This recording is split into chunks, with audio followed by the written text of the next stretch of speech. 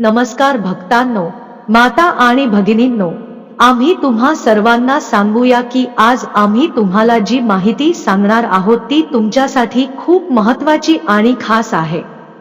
ते तुम्हाला सांगतील ती माहिती तुमच्यासाठी अत्यंत महत्त्वाची आणि विशेष आहे।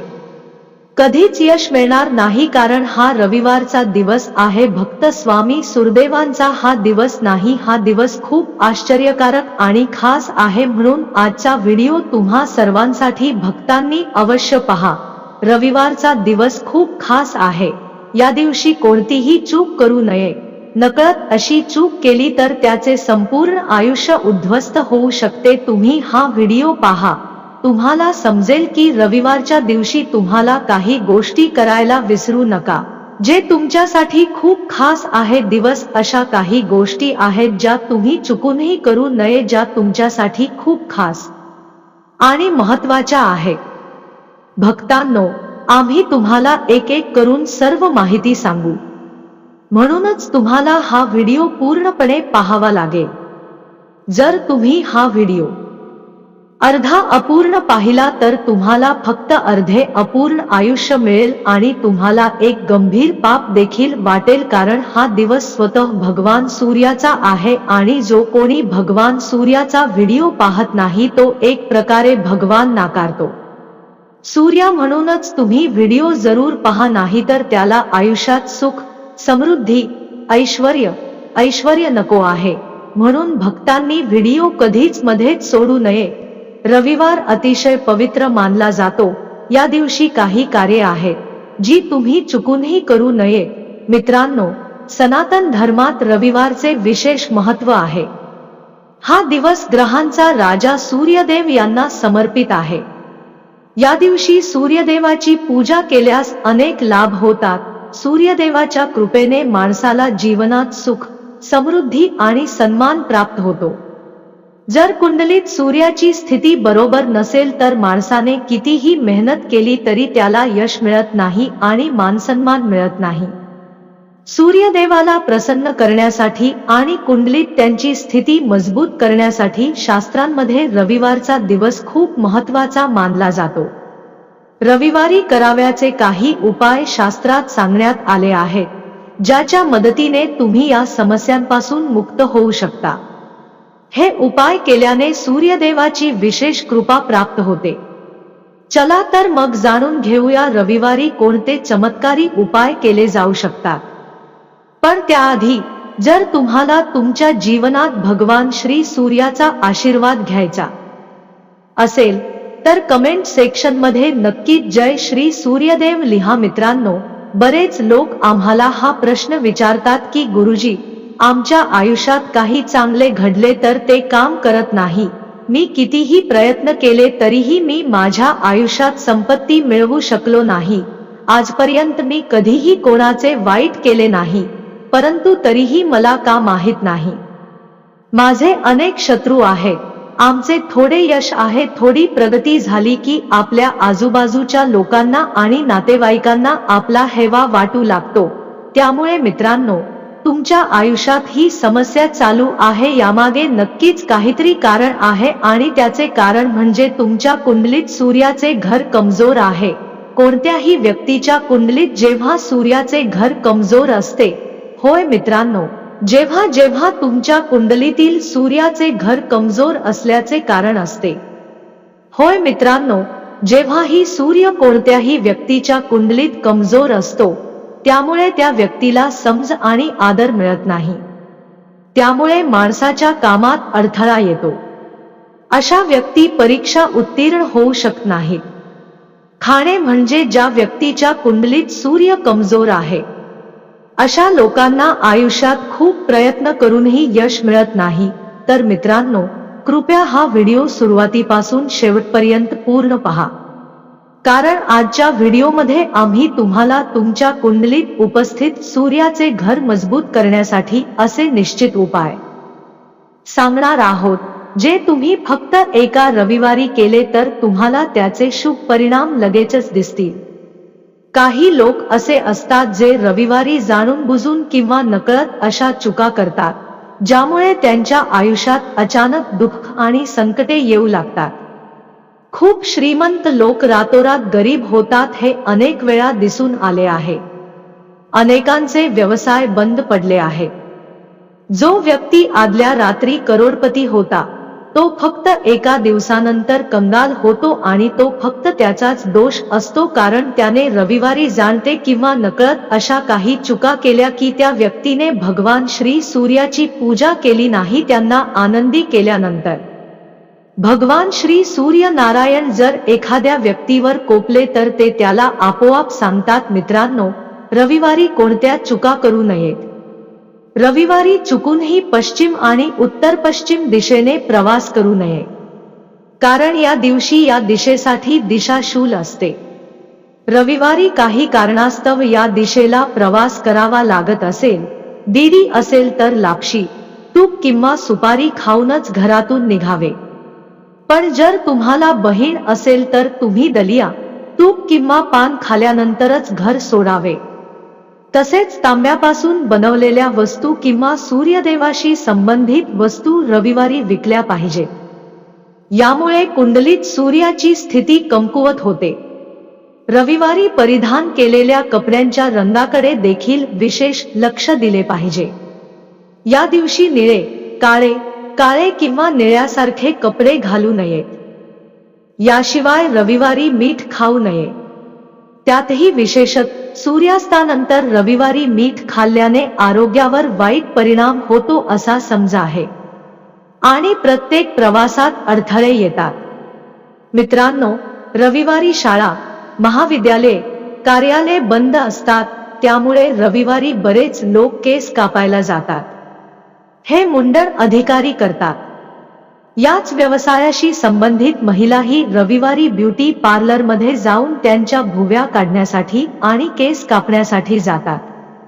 म्हणूनच आम्ही तुम्हाला सांगतो की एखाद्या व्यक्तीने रविवारी केस देखील कापू नयेत. असे मानले जाते की रविवारी केस कापल्यास कुंडलीतील सूर्याची स्थिती अत्यंत कमजोर होते.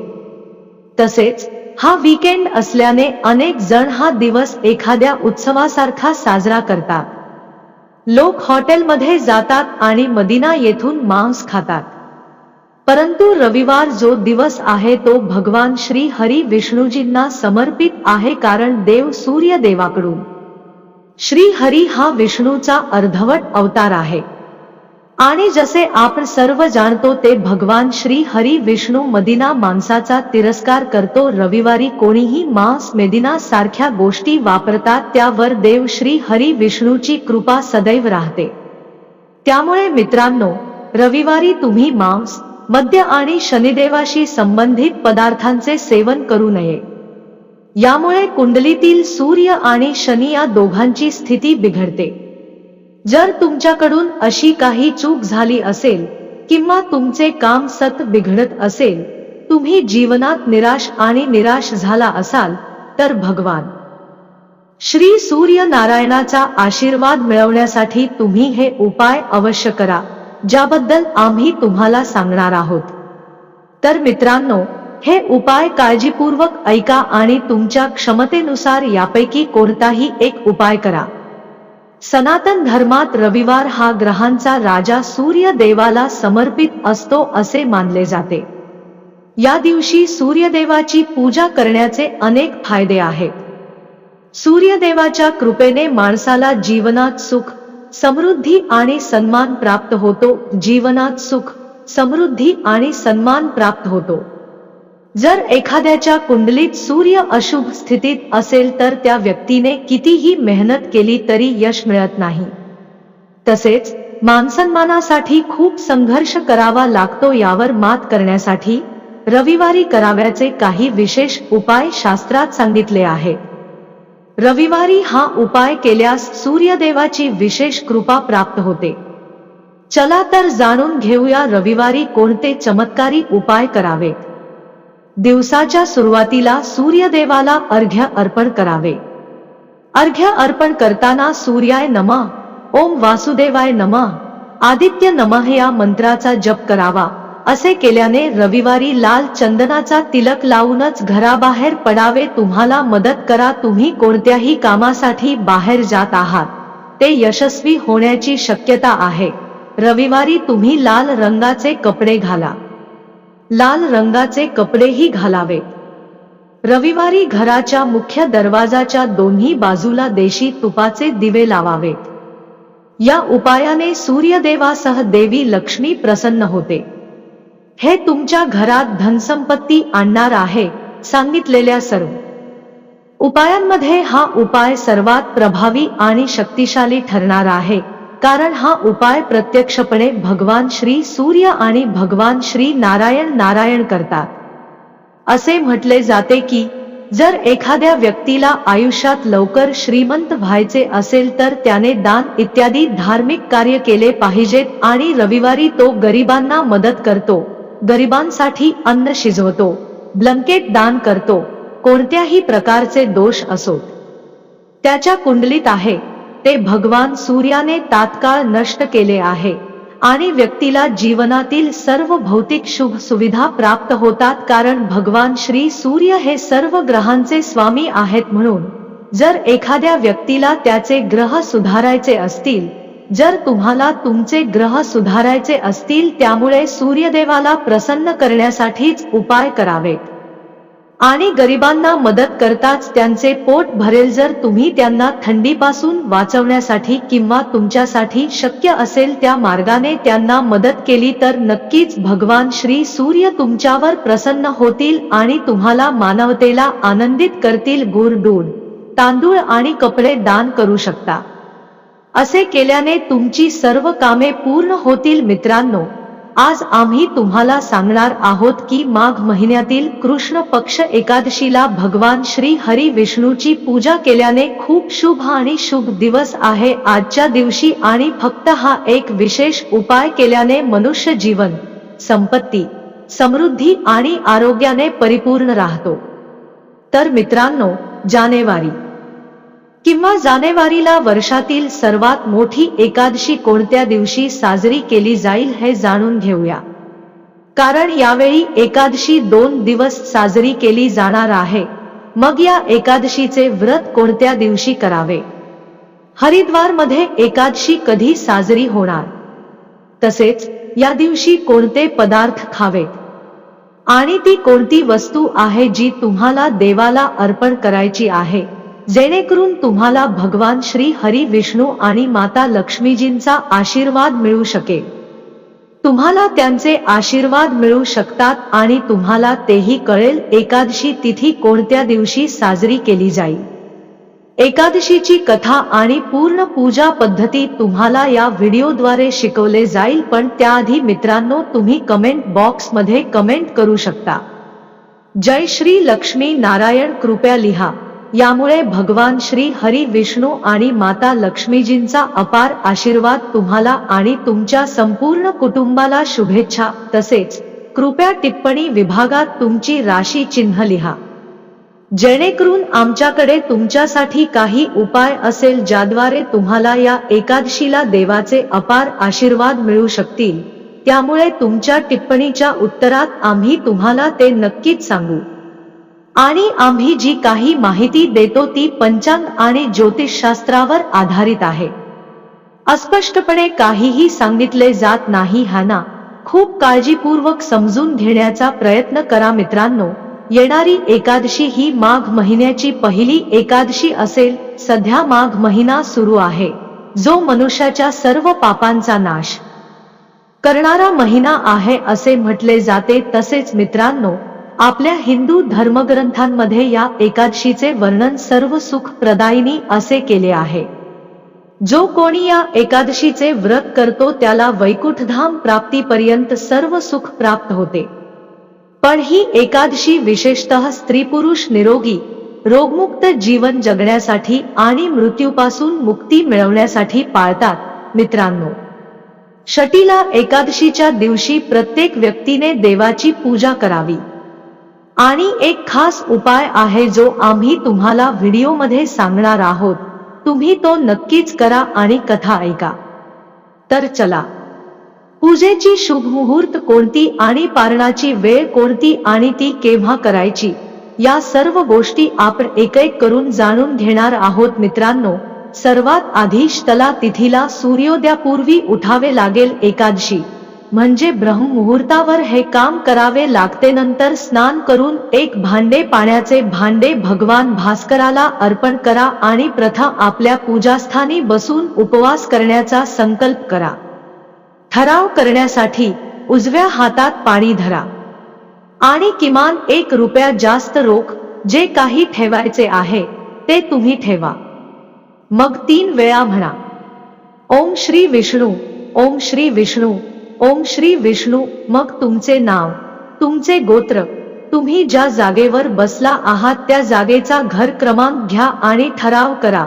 तुमच्या मोजणीसाठी फ्लॅट नंबर काहीही असेल. मग तुमच्या क्षेत्राचे नाव, शहराचे नाव हे सांगितल्यानंतर हे म्हटल्यावर कृष्ण पक्षातील एकादशीला माघ मास वाचा.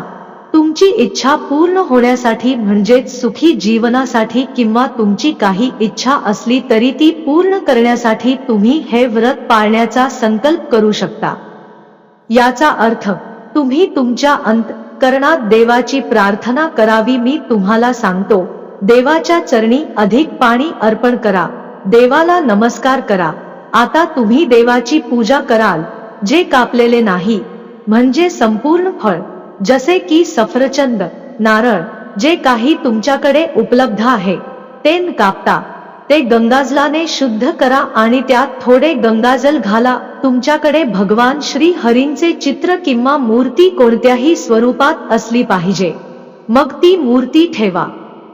तसेच माऊली सुपारी, लवंग, वेलची सुपारी असेल तर ते आणखी चांगले होईल. आणि या सर्व वस्तू तुम्ही देवाला धूप, दीप, फुलांच्या माळा, नैवेद्य या स्वरूपात अर्पण करण्यासाठी सजवून ठेवल्या आहेत. त्यापैकी तुम्हाला देवालाही बोलावावे लागेल, ज्याला आपण प्राणप्रतिष्ठा म्हणतो. म्हणून प्राणप्रतिष्ठेसाठी प्रथम सर्वांचे देव येतात. चित्र बसवायचे असते. ती जागा शुद्ध करा. मग ज्या भांड्यात गंगाजल मिसळले असेल त्या भांड्यात पाणी शिंपडावे. त्यामुळे ती जागा शुद्ध होईल. मग त्या ठिकाणी झेंडूची फुले ठेवा. एक प्रकारे ते फूल तुम्हाला देवाचे आसन देत आहे. ते पूजेसाठी आसनाच्या स्वरूपात आहे. प्रथम देवाची पूजा करा. म्हणजेच 3 वेळा पाणी दिल्यानंतर तिलक लावावा. ते अखंड लावा. त्यांना फुलांचा हार घाला आणि त्याच वेळी पुष्प अर्पण करा. अगरबत्ती दाखवा, तुपाचा दिवा दाखवा. तुम्हाला हा दिवा उचलण्याची गरज नाही. दिवा लावण्यापूर्वी आसन म्हणून तांदूळ किंवा फुले ठेवा. तुम्ही दिवा वर ठेवता कारण तो खाली ठेवल्याने दिव्याचा अपमान होतो आणि एक प्रकारे दिवा तुमच्याकडून केलेल्या पूजेचा साक्षीदार होतो. त्यामुळेच हा दिवा उचलावा लागत नाही.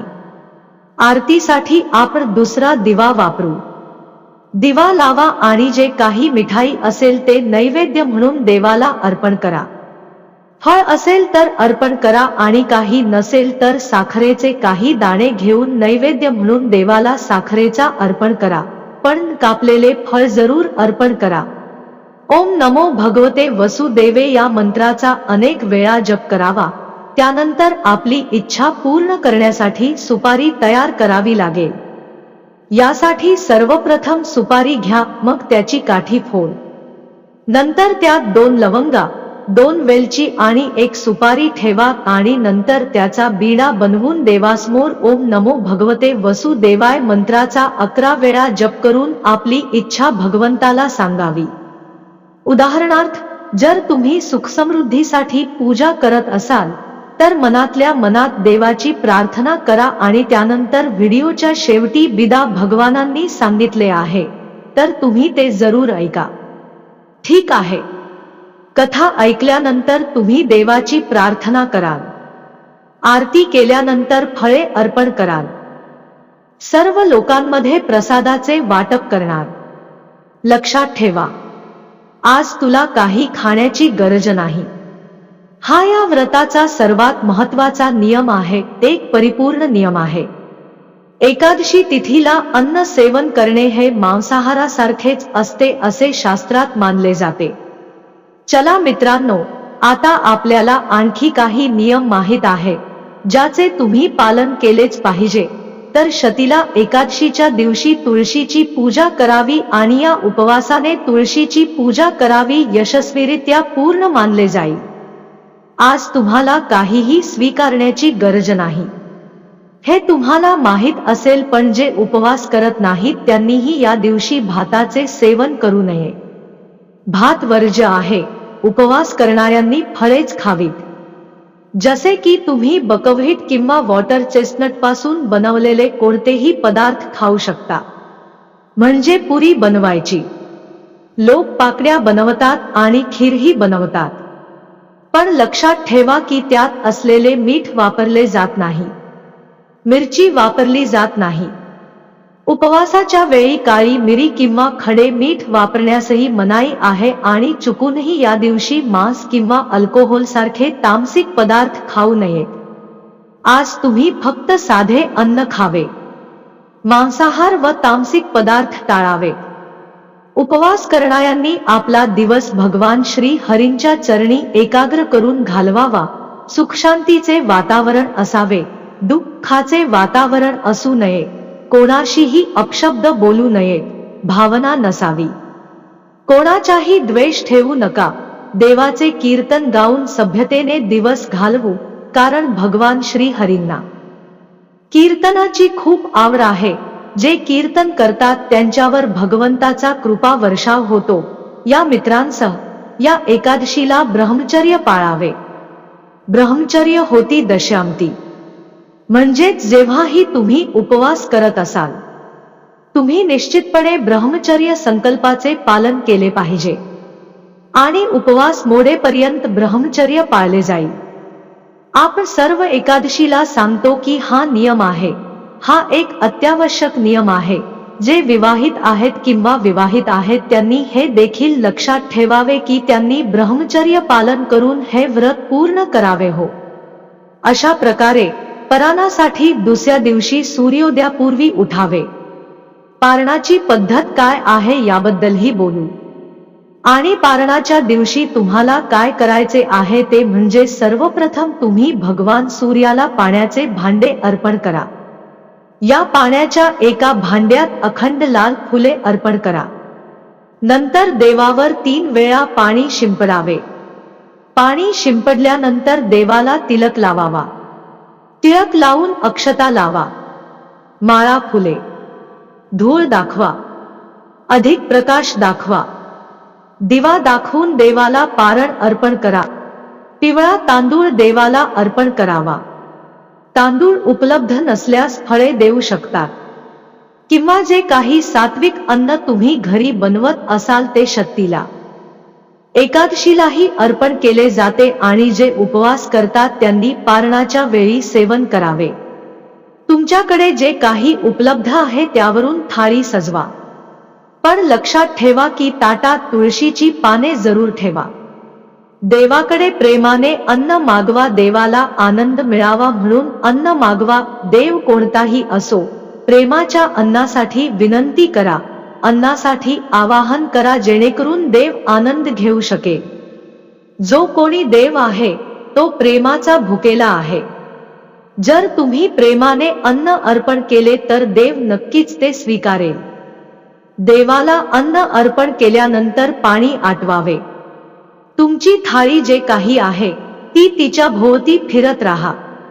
नंतर देवासमोर हात जोडून त्याच्याकडून जेवणाचे ताट घेऊन त्यात उरलेला प्रसाद मिसळावा। जाऊ द्या, आता आम्हाला एक अतिशय महत्त्वाची प्रक्रिया माहित आहे जी तुम्ही करणे आवश्यक आहे, कारण तुमच्या कोणत्याही पूजेचे यश हे फुलांच्या माळात दडलेले असते। पहा, पुष्पहार अर्पण करण्यासाठी हातात फुले घेऊन देवाला विनंती करा, हे देवा, हे परमेश्वरा, आम्हाला ना तुझा आमंत्रण माहित आहे, ना आम्हाला पूजा माहित आहे, ना आम्हाला विसर्जन माहित आहे। आम्ही अज्ञानी प्राणी आहोत, जणू आम्ही तुझ्या चरणांची सेवा करतो। जर आमच्याकडून जाणून बुजून किंवा नकळत काही चूक झाली असेल तर प्रभू मला क्षमा कर, तुझी कृपा सिंधू आहे। आम्ही तुझ्या दराने भिकारी आहोत, आमच्याकडे आमच्या शरीराला आणि मनाला अर्पण करण्यासाठी काहीही नाही. संपत्ती सर्व तुझी आहे. हे देवा, कृपा करून आशीर्वाद द्या. यासोबतच मित्रांनो, एकादशीच्या व्रताच्या वेळी द्वादशीच्या दिवशी ब्राह्मण भोजनाला खूप महत्त्व आहे. ब्राह्मणाला खाऊ घालावे. जर तुम्ही अन्न खाऊ शकत नसाल तर तुम्ही ते दान करावे. ठीक आहे, बरोबर. तर मित्रांनो, आता आपल्याला माहित आहे की शतीला एकादशी कोणत्या दिवशी साजरी केली जाते.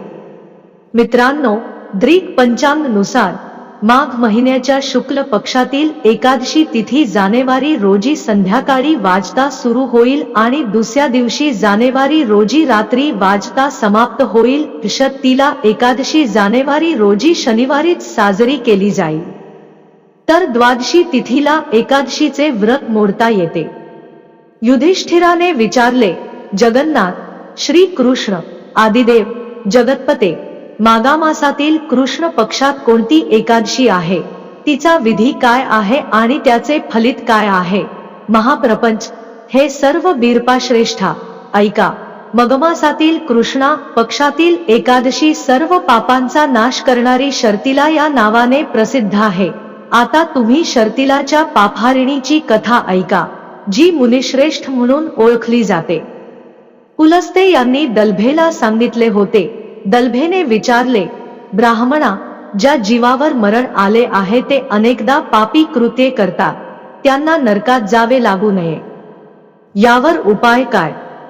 कृपया दया करा आणि समजावून सांगा.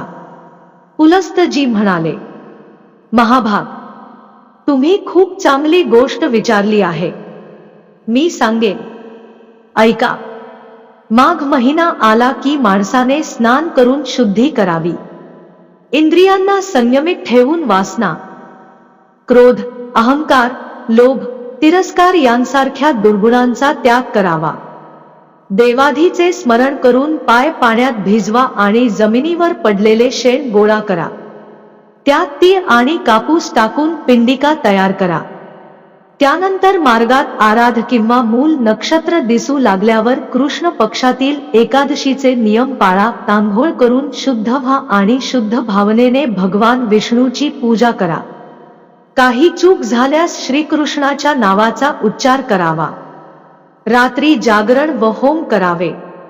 शंख, चक्ती आणि गदा धारण करणाऱ्या भगवान श्री हरींची चंदन, अर्गजा, कापूर, नैवेद्य इत्यादी पदार्थांनी पूजा करा. त्यानंतर भगवंताचे स्मरण करून श्रीकृष्णाचे नामस्मरण वारंवार करून कुऱ्हाडे, नारळ किंवा बिजोर या फळांनी देवाची पूजा करावी व अर्घ्य द्यावे. इतर सर्व साहित्याअभावी पूजा आणि अर्घ्य 100 सुपारी घेऊनही करता येते. अर्घ्याचा मंत्र पुढील प्रमाणे आहे. कृष्ण कृष्ण कृपलुस्त्वा मागतीनाम गतिर्भव संसार वै मन्नाम प्रसिद्ध पुरुषोत्तम नमस्ते पुंद्री कक्ष नमस्ते विश्वभवन सुब्रहण्य नमस्ते स्तु महापुरुष अंजवा ग्रहण्यम माया दत्तम लक्ष्मया साहा. कृष्णा जगत स्वरूपचारा तू कृपा आहेस. कृष्णा जगत स्वरूपचारा आहेस. आम्हाला आश्रय होय पुरुषोत्तम. आम्ही संसार सागरात बुडतो. तू आमच्यावर आहेस. हे माझ्या कमळाचे डोळे, तुला नमस्कार. जगाचा आत्मा, तुला नमस्कार. सुब्रह्मण्य, महापुरुष, सर्वांचे पूर्वज, तुला नमस्कार. विश्व संबोधन, लक्ष्मीजींसह मी दिलेल्या अर्थाचा स्वीकार कर आणि मग ब्रह्मदेवाची पूजा कर. भरपूर पाणी दान करा. एक छत्री, चपला आणि एक घोंगडी दान करा.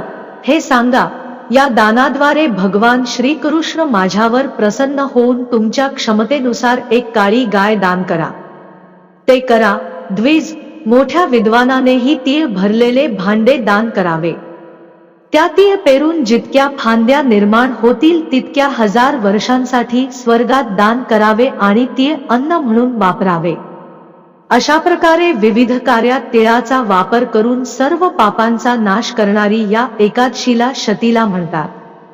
यासोबतच मित्रांनो, आपल्या हिंदू धर्मग्रंथांमध्ये एकादशीच्या दिवशी गाईला भाकरी खाऊ घालण्याची विशेष परंपरा आहे. तर आता मातेला रोटी कधी खायला द्यावी आणि कोणत्या प्रकारची रोटी खायला द्यावी हे देखील जाणून घेऊया। त्यामुळे गायीशी संबंधित उपायही तुम्ही जाणून घ्या आणि एकादशीच्या दिवशी एकदा अशा प्रकारे मातेला रोटी खाऊ घालावी। यातून तुमची इच्छा काहीही असली तरी ती लगेच पूर्ण होते। गायीला काठीने मारहाण करून तिच्यावर पाणी टाकल्यानंतर ती उचलून घेतल्याने मनुष्य पापी होऊन पुढील जन्मात भटकावे लागते। आणि त्याच बरोबर शास्त्रात सांगितले आहे की जे गायींची सेवा करतात आणि त्यांना चारा देतात आणि त्यांची चांगली काळजी घेतात त्यांच्या जीवनातील सर्व मनोकामना पूर्ण होतात। मित्रांनो, कोणीही दुधाची धुलाई आणि ग्रहण करणारा देखील बनू शकतो। त्याचबरोबर गायी किंवा बैलाच्या ढिगायावर बसू नये असे शास्त्रात सांगितले आहे। त्यांच्या पाठीवर बसणे पाप मानले जाते। अशा लोकांना नरकयात्रा सहन करावी लागते। देवाच्या अंशातून निर्माण झालेली एकमेव नदी म्हणजे गायवंश, ज्यावर स्वतः महादेव आणि महादेवी स्वार होतात। कारण नंदीने स्वतः महादेवाचे वाहन होण्याचे स्वेच्छेने मान्य केले होते। आणि त्याचबरोबर शास्त्रात गाय दानाला खूप महत्त्व दिले आहे। त्यामुळे जर एक दान करणे शक्य नसेल तर कामधेनू गायीची मूर्ती घरी आणा आणि घरातील पूजा खोलीत स्थापित करा। हे केले पाहिजे। तुम्हाला प्रसिद्धी आणि संपत्ती नक्कीच मिळेल। तसेच मित्रांनो, एकादशीच्या दिवशी तुम्ही विशेषतः गोठ्यात जाऊन मातेला गुरचना प्रसाद खाऊ घालावा। तसेच नियम करून जरी तुम्हाला दररोज गोठ्यात जाता येत नसेल तर महिन्यातून एकदा तरी गोठ्यात जाण्याचा नियम करा। असे केल्याने तुमच्यावर भगवान श्रीकृष्ण आणि श्री लक्ष्मी नारायण यांची विशेष कृपा होईल। जर तुम्हाला शुभ परिणाम मिळवायचे असतील तर हा उपाय करा। मित्रांनो, तुम्हाला व्हिडिओ आवडला असेल तर लाईक करा आणि तुमच्या मित्रांसोबत शेअर करा। धन्यवाद।